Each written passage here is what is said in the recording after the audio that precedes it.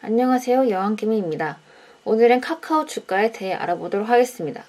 3월 19일 팬데믹 이후 200%의 주가가 상승하며 꾸준히 횡보하는 구간에 있는 상황에서 주가가 어떤 방향성을 가지고 움직이는지 그리고 그에 대한 원인은 무엇인지 알아보는 시간을 갖도록 하겠습니다. 카카오 주가는 단기적으로 횡보 구간에 있는 가운데 긍정적인 이슈는 무엇이 있을지 함께 보겠습니다. 카카오 커머스 기사 내용과 같이 카카오 커머스의 라이브 커머스 플랫폼인 카카오 쇼핑 라이브가 12월 28일 방송을 진행했습니다.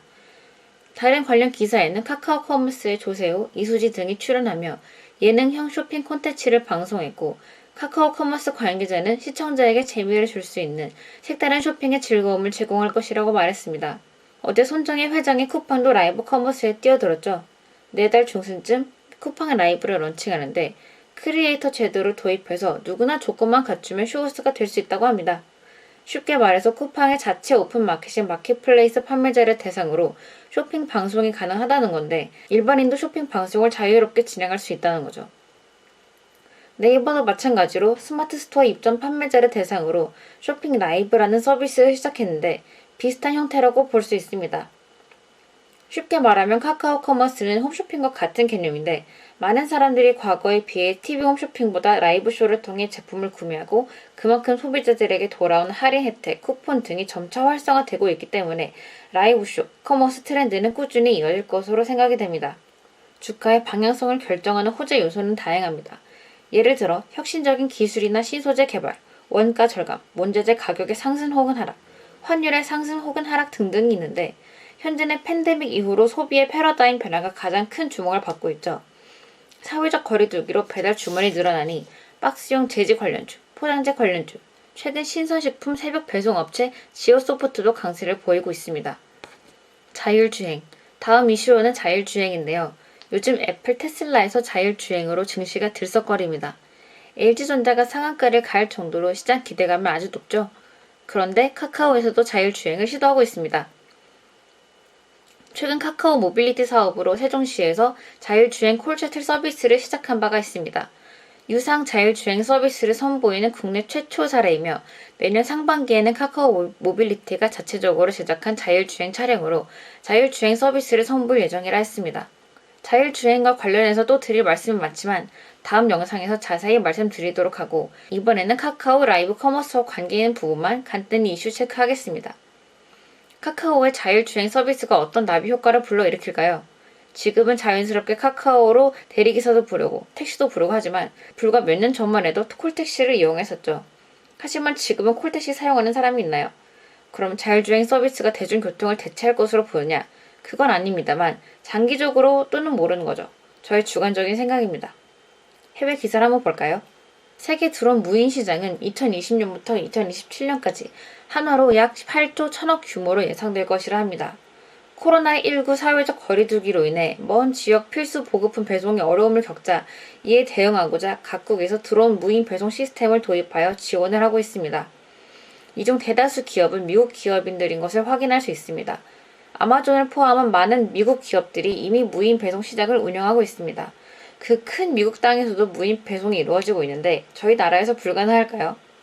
최근 전기차로 인해 기존 내연기관 자동차에서 전기차로 세대 교체가 이루어지고 있는데 이것은 결국 하드웨어에서 소프트웨어의 전환이라 볼 수 있죠. 전기차는 말이 자동차지 결국에는 반도체 혹은 소프트웨어 싸움이라고 봐야 합니다. 이 부분도 이야기가 길어지니 다음 영상에서 이야기하겠습니다. KAI 이어서 여담으로 카카오가 SKT, 삼성과 손잡고 방역 AI를 공동 개발한다고 알렸습니다. SKT, 삼성, 카카오가 어벤져스를 달성한다는데 이는 코로나19 여파가 좀처럼 잦아들지 않는 가운데 국내 대표 통신기술 기업들인 SK텔레콤, 삼성전자, 카카오가 팬데믹 시대에 대응할 인공지능 기술 개발에 협력하기로 했습니다. 이런 팬데믹 극복 AI에는 다양한 재난 관련 뉴스와 정보를 정확하게 분석하고 이를 시작으로 사회 고령화, 미세먼지 등 AI 연구 협력을 이어갈 계획입니다. 팬데믹 극복 AI는 유동인구 빅데이터, 공공재난정보, SNS 정보 등을 통해 지역별 위험도를 정교화하고 스마트폰 등 기록된 일정, 항공권, 공연, 숙박, 예약 정보, 평상시 이동 경로 등 데이터 방향으로 이용자에게 예측 정보를 제공한다고 합니다. 이게 단편적으로 볼 땐 팬데믹 극복 AI라고 생각이 되지만 결국 이건 DB죠. 데이터베이스.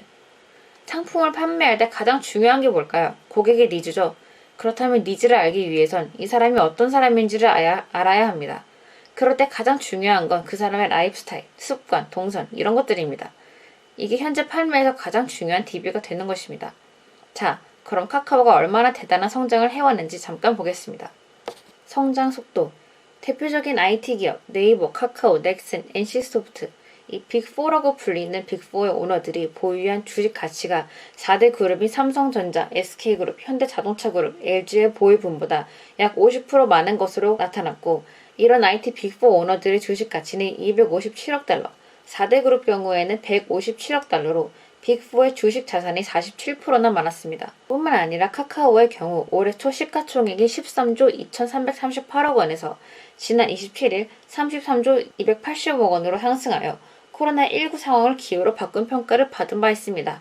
카카오의 무서운 성장 속도는 당일 외국인 및 기관 투자자들의 눈길을 사로잡았고 지난 21일부터 24일 사이 외국인 투자자들은 카카오 주식을 879억 원치를, 기관 투자자들은 390억 원치를 사들였습니다. 현재 카카오는 대표적인 투자 심리선이라고 하는 21선 위에 안착하면서 21선은 지지자인이 되며 횡보하면서 힘을 모으는 중인데요. 위와 같은 소비의 패러다임을 바꿀 이슈들이 시장의 주목을 받게 된다면 전 고점이 42만원 선을 가볍게 넘을 수 있지 않을까 개인적으로 생각을 해봅니다. 오늘 영상은 여기까지고요. 구독과 좋아요, 알림 설정은 사랑입니다.